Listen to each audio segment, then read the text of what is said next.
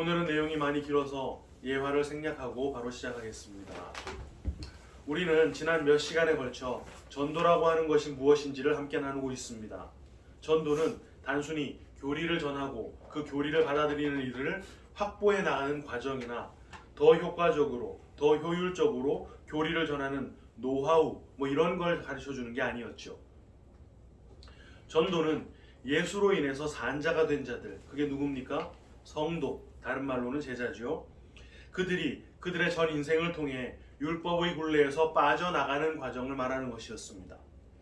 택하심이 없는 자들, 어떤 자들이요? 율법의 끝까지 매여 있는 자들. 그들은 성도들이 그렇게 성령에 의해 정복당하고 장학당하는 것을 보면서 그것을 율법을 범한 결과로 하나님께 벌을 받는 것으로 오해하게 되겠지만, 왜요? 실제 세상 기준으로 보자면 정말 망해가는 것처럼 보일 테니까요. 하지만 그걸 보면서 진짜 택하심이 있는 자들은 오히려 그렇게 망해가는 우리 성도들의 삶을 보고 진리를 받아들이게 되는 것이죠. 그리고 그들 역시 율법에서 벗어나는 그 힘든 과정으로 들어가게 되는 것입니다. 그 전체 과정을 전도라고 한다 그랬었죠. 이 전도를 잘못 이해하게 되는 바람에 마태복음 10장의 구절들 중에는 성경이 말하려고 하는 것들과 전혀 다른 방향으로 퍼져 있는 것이 유독 많았습니다. 예컨대 뱀같이 지혜롭고 비둘기같이 순결하라는 구절이나 이 동네에서 너희를 박해하면 저 동네로 피하라 라고 한 구절, 또 이스라엘 모든 동네를 다 다니지 못해서 인자가 다시 돌아올 거야 라고 한 구절 등은 많은 교회들이 전도의 전략적 차원에서 이해하거나 예수 재림의 시기를 예상하는 용도로 해석하기도 하지만 사실 모두 다 율법에서 진리로 옮겨가는 것을 설명하는 구절이었어요. 오늘 우리는 마태복음 10장 26절부터 31절까지를 본문으로 읽었습니다. 오늘 본문은 대략 교회 안에서 이렇게 알려져 있는데요. 전도를 하면 위험에 노출된다. 왜? 복음을 대적하는 무리들이 세상에 늘 있으니까. 그래서 그들에게 핍박을 당할 수도 있겠지만 몸은 죽여도 영혼은 죽일 수 없는 자들을 두려워하지 말고 몸과 영혼 다 지옥에 보낼 수 있는, 그렇게 멸하실 수 있는 분을 두려워해야 한다. 그리고 너무 걱정할 필요도 없다. 왜? 너희들은 참새보다도 다 귀한데 하나님께서 허락하지 않으시면 참새 한 마리도 땅에 안 떨어질 테니까. 우리가 지금까지 확인했던 내용에 기준하면 이런 해석은 다 억지일 수밖에 없습니다. 그렇게 이해를 하려고 치면 내용 자체에 이미 모순이 있거든요. 하나님께서 허락하지 않으시면 참새 하나도 안 떨어져야 하는데 참새보다 더 귀한 성도를 죽일 수 있는 자들이 있다고 한다면 하나님이 그 성도들 죽이는 거 다 허락했다는 말 아닙니까? 아니면 그 위험 요령껏 피하라는 말인 건가요? 심지어 그런 세상 사람을 두려워하지 말아야 할 이유가 그들은 몸밖에 죽이지 못하지만 하나님은 영혼도 죽일 수 있기 때문이랍니다. 한마디로 하나님이 더 무서우니까 덜 무서운 세상 사람들한테 나가서는 담대하게 전해. 안 그러면 더 무서운 하나님이 벌 주실 거야. 이런 얘기 아닙니까? 더 무섭고 강한 하나님이시면서 또 세상이 성도들 몸 죽이는 건 왜 안 막아주시나요? 오늘 본문은 그런 내용들이 아닙니다. 율법에서 벗어나서 진리로 들어가는 그 과정을 주님께서 지속적으로 설명하고 계신 중인 거예요.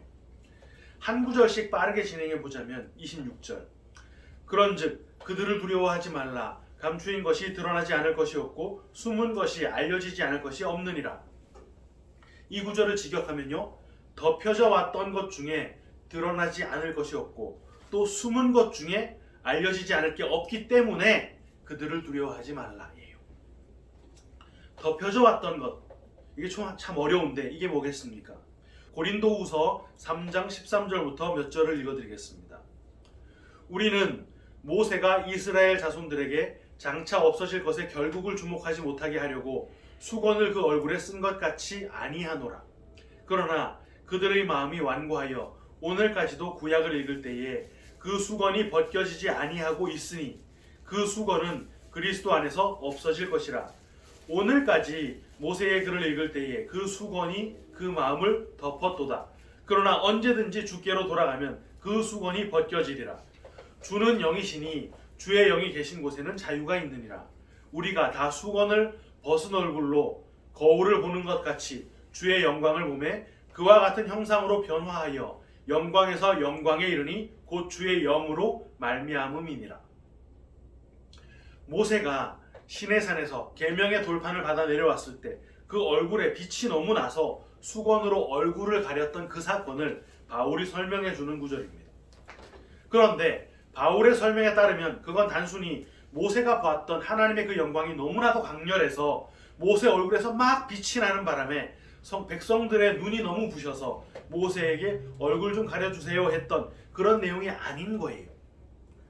얼굴이라고 하는 단어가 히브리어로 파님이라는 단어인데 이게 얼굴이라고 하는 뜻이 맞지만 임재, 전시, 드러내 보임 뭐 이런 뜻이 다 포함된 단어입니다. 우리말로도 얼굴이라고 하는 그 말 자체가 얼과 꼴이 붙어있는 단어잖아요. 그래서 합성어로 얼꼴, 얼굴이 된 것입니다. 우리의 우리의 정신이 겉으로 드러난 모습이 얼굴이다 라는 말을 하는 거예요. 그러니까 하나님께서 하나님의 뜻이 담긴 그 계명의 돌판을 주셨다면 지금 그 계명의 돌판은 하나님의 뜻이 드러나 있는 상태라는 말이겠지요. 그런데 그 돌판에 드러난 하나님의 뜻을 인간들이 도무지 이해하지 못했습니다. 하나님의 뜻은 분명 사랑, 다른 말로 복음이었는데 그걸 돌판에 써서 주었더니 온통 행해야 할 의무로, 짐으로 받아들였거든요. 그 상태가 바로 복음이 가려져 있는 상태, 하나님의 뜻이 가려져 있는 상태, 하나님의 뜻이 새겨진 그 돌판, 판임에 수건이 덮여 있는 상태다라는 말을 하고 있는 것입니다. 그러니까 구약에서 수건이 덮였던 건 판임을 단순히 얼굴로 번역하다 보니까 돌판에는 얼굴이 없잖아요. 그래서 모세가 자기의 얼굴을 덮은 것처럼 번역이 되었지만 엄밀하게 말하면 모세가 자기 얼굴에다가 수건을 덮은 게 아니라 그 하나님의 뜻이 드러나 있는 판임, 그 돌판을 덮었다는 말을 하는 거예요. 바울이 지금 그 얘기를 하고 있는 것입니다. 바울 당시까지도 그 구약을 읽을 때 그 수건이 벗겨지지 않고 있었다고 하잖아요. 여전히 하나님의 뜻인 사랑, 복음으로 그 계명을 받아들이지 못하고 계속 그 율법을 준행해야만 하는 의무로 이해하고 있는 것을 말하는 것입니다. 그런데 그 수건을 벗겨낼 방법, 바울이 뭐라 그랬습니까? 고린도후서 3장 16절 17절 다시 한번 읽어드립니다. 그러나 언제든지 주께로 돌아가면 그 수건이 벗겨지리라. 주는 영이시니 주의 영이 계신 곳에는 자유가 있느니라. 주님께 돌아가면 그 수건이 벗겨진다 그래요. 왜? 주는 영이시니까. 주의 영 뭔데요? 성령. 성령이 오시면 그 수건 벗겨져서 하나님의 판임, 하나님의 얼굴, 하나님의 참뜻, 하나님의 그 복음, 그 사랑이 비로소 드러나게 된다는 말을 하는 것입니다. 14절에도 말하잖아요. 그 수건은 그리스도 안에서 없어질 것이라. 그럼 오늘 본문에서 말하는 감추인 것, 덮여진 것 뭐겠습니까? 복음의 진의가 드러나지 않은 율법, 그거 어떻게 된다고요? 드러나지 않을 것이 없다고 합니다. 왜지요? 예수님이 완전히 하실 것이니까. 숨은 것은 다 알려졌대요. 숨은 것은 뭡니까? 지금 예수님께서 말씀하고 계신 것이 다 숨은 것이지요. 천국 복음을 설명하시면서 병자도 고쳐주시고 죽은 자도 살려주시는데 그게 단순히 병들어서 막 아파 보이니까 너무 가련하다, 내가 너 좀 고쳐줄게, 이런 거 아니었습니다. 천국은 이런 것이다 라는 의미를 내포해서 고쳐주신 거예요. 그렇게 내포하고 있다라는 말 자체가 숨겨져 있다는 뜻입니다. 그런데 왜 그렇게 숨기셨나요? 이사야서 6장 8절에서 10절.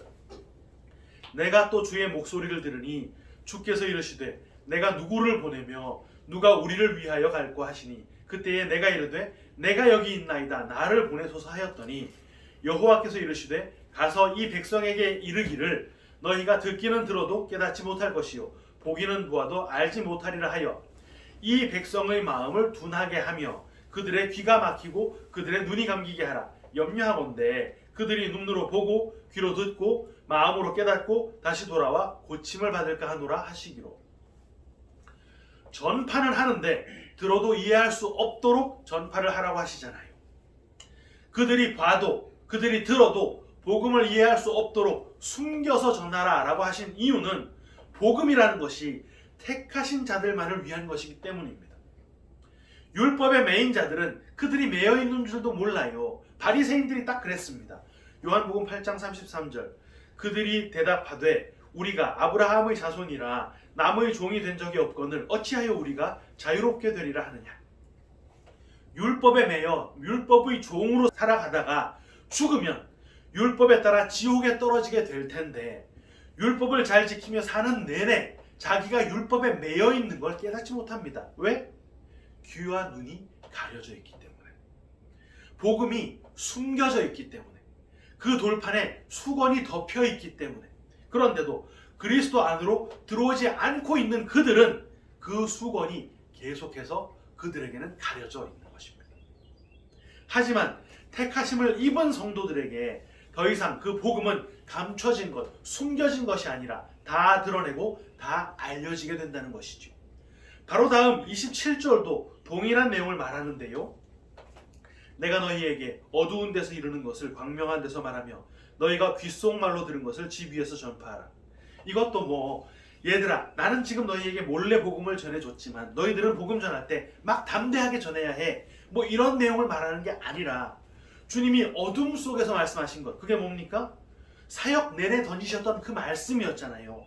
귀가 가려지고 눈이 가려진 자들에게 또 다른 계명처럼 주셨던 말씀입니다. 예를 들어 구약에 너희들 살인하지 말라 그랬지? 그런데 너희들 이제는 미워만 해도 살인이야. 이렇게 말씀하시면 택함 받지 못한 자들, 율법의 매인 자들은 이거 어떻게 받아내겠습니까? 이젠 미워하는 것도 하지 말아야 되겠구나. 막 마인드 컨트롤을 하면서 미움이 울컥울컥 올라오는데 막 아닌 척하면서 참습니다. 그리고는 하나님 저 진짜 잘 참았죠? 이 정도면 차원 높은 그 계명 제가 잘 지켜낸 거죠. 이렇게 받아들이면 어두운 데서 말한 걸 어둠 안에서 말하는 것 아닙니까? 그때 사람만 안 죽이면 계명을 지킨 건 줄 알았는데 미워만 해도 살인이었구나. 나는 계명을 도저히 못 지키는 자로구나. 그래서 예수님을 붙들어야 되는 것이로구나. 이게 뭡니까? 계명을 복음으로 받아들이는 것입니다. 바울이 얘기한 그 수건이 벗겨진, 그래서 그 참뜻이 드러난 계명이라는 거예요. 주님은요 뒤이어서 참새 이야기를 덧붙였습니다. 참새 2마리가 한 아사리온에 팔린다 그랬는데 병행구절이 있는 누가복음 12장 6절은 이렇습니다. 참새 5마리가 2 아사리온에 팔리는 것이 아니냐. 그러나 하나님 앞에서는 그 하나도 잊어버리시는 바 되지 아니하는도다. 2마리는 1 아사리온, 5마리는 2 아사리온이라 그래요. 여러 개를 사면 좀 더 싸게 주는 거, 아마 주님 당시에도 그랬을 것처럼 우리가 추정하고 있습니다. 그래서 이걸 단순하게 값싼 참새도 주님께서 다 관심 갖고 계신데 너희는 당연히 보호하실 거야, 이런 의미로 받는 분들이 많아요. 여기 참새라고 번역된 헬라어가 스트루티온이라고 하는 단어입니다. 이게 딱 참새만 말하는 게 아니라 그냥 작은 새들을 총칭해서 일컫는 단어예요. 이 스트루티온이라는 단어가 헬라어로는 찌포르인데요. 구약에서 이 찌포르는 거의 다 그냥 새로 번역이 됩니다. 새에 대해서는 우리가 이미 이사야서를 통해 확인한 바 있는데 기억나시죠? 짧게 복습해 보겠습니다. 이사야서 6장 1절부터 3절. 우시야 왕이 죽던 해에 내가 본즉 주께서 높이 들린 보좌에 앉으셨는데 그의 옷자락은 성전에 가득하였고 스랍들이 모시고 섰는데 각기 6날개가 있어 그 둘로는 자기 얼굴을 가리었고 그 둘로는 자기의 발을 가리었고 그 둘로는 날며 서로 불러 이르되 거룩하다 거룩하다 거룩하다 만군의 여호와여 그의 영광이 온 땅에 충만하도다 하더라. 이사야가 보았던 환상이었죠. 성전에서 주님이 높은 보좌에 앉아 계신데 그 주님이 입으신 옷자락이 온 성전에 가득했다고 합니다. 옷자락은 주님의 말씀을 의미하는 것이지요. 민수기 15장 38절 39절. 이스라엘 자손에게 명령하여 대대로 그의 옷단 귀에 술을 만들고 청색 끈을 그 귀에 술에 더하라. 이 술은 너희가 보고 여호와의 계명을 기억하여 준행하고 너희를 방종하게 하는 자신의 마음과 눈의 욕심을 따라 음행하지 않게 하기 위함이라. 여기 붙은 옷단 귀에 붙은 술, 그 옷술이 바로 옷자락이에요. 그 옷술, 옷자락이 여호와의 계명을 기억하게 하는 장치였다라는 말입니다. 계명은 하나님의 뜻을 품고 있는 것이니까 성전에 지금 그 옷자락이 가득했다라고 하는 말은 성전에 하나님의 뜻이 가득 차 있다라는 말을 하는 거예요. 바로 그 성전에 스랍들이 있는데, 여러분 스랍이 뭡니까?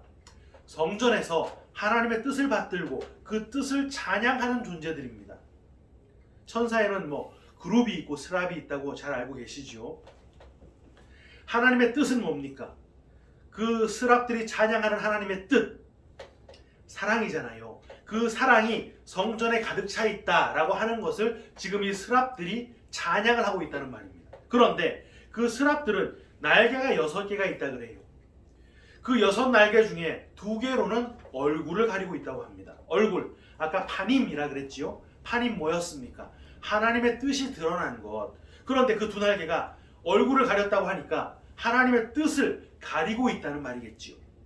또 2날개로는 발을 가렸다고 하는데 발은 뭡니까?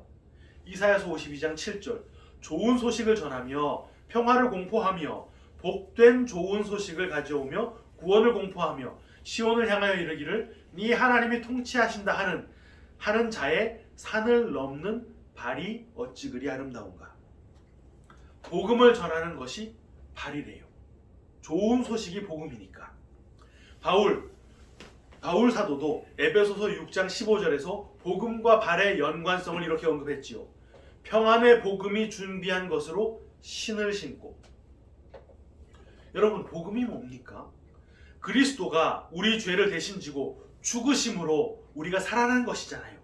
복음 역시 하나님의 사랑이었다는 말입니다. 그런데 2날개가 발을 가리고 있다면 그 사랑이 지금 감춰져 있는 상태다라는 말을 하는 것이겠지요. 2날개로는 얼굴을 가리고 2날개로는 발을 가렸습니다. 그 상태에 이제 남은 것은 2날개뿐인데 그 2날개로는 뭘 하고 있다 그랬습니까? 2날개로 날며 남은 2날개로는 막 날아가고 있습니다. 그렇게 2날개로 날아가는 모습이 바로 지포르, 새라는 말이에요. 그러니까 새라는 것은 하나님의 사랑을 담고 있긴 한데 그 사랑이 감춰진 상태를 상징하는 것, 한마디로 율법을 상징하고 있는 것이라는 말입니다.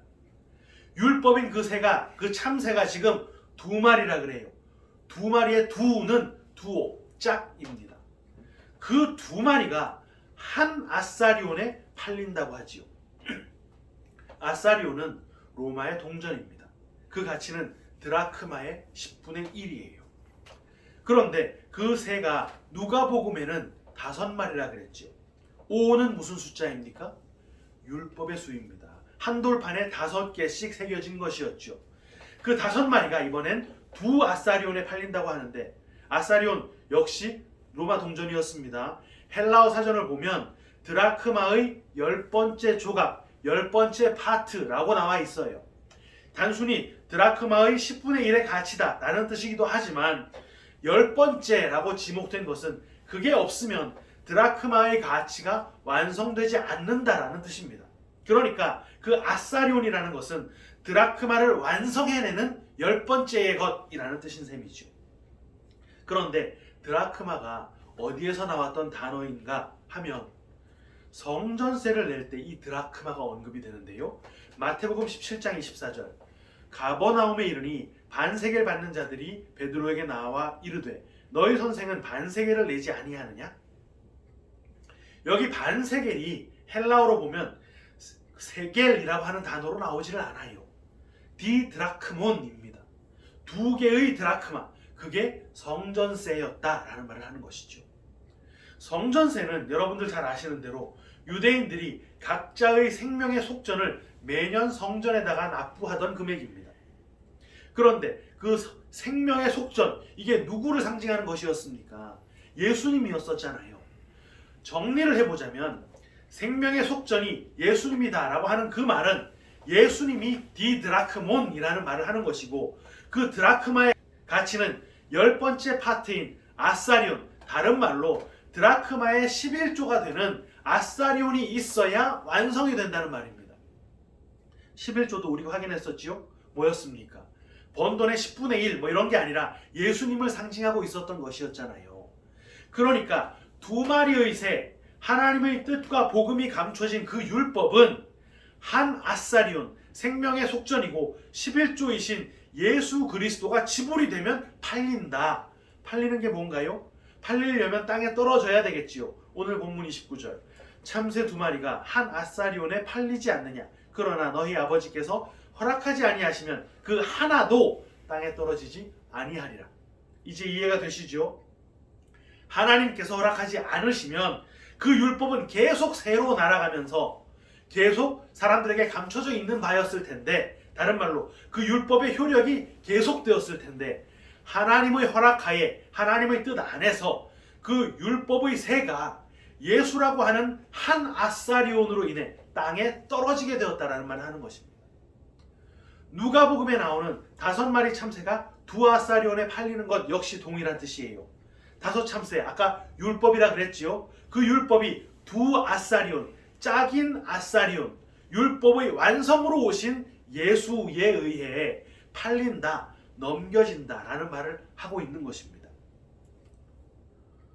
우리가 오늘 읽은 본문의 다음 절까지 하면 아주 확실해지긴 하는데 이게 너무 길어져서 설교의 범위를 31절까지로 끊어서 오늘 나눴습니다. 다음 주에 마태복음 10장을 완성하면, 마무리하면 아주 명확하게 여러분들에게 이해가 될 거예요.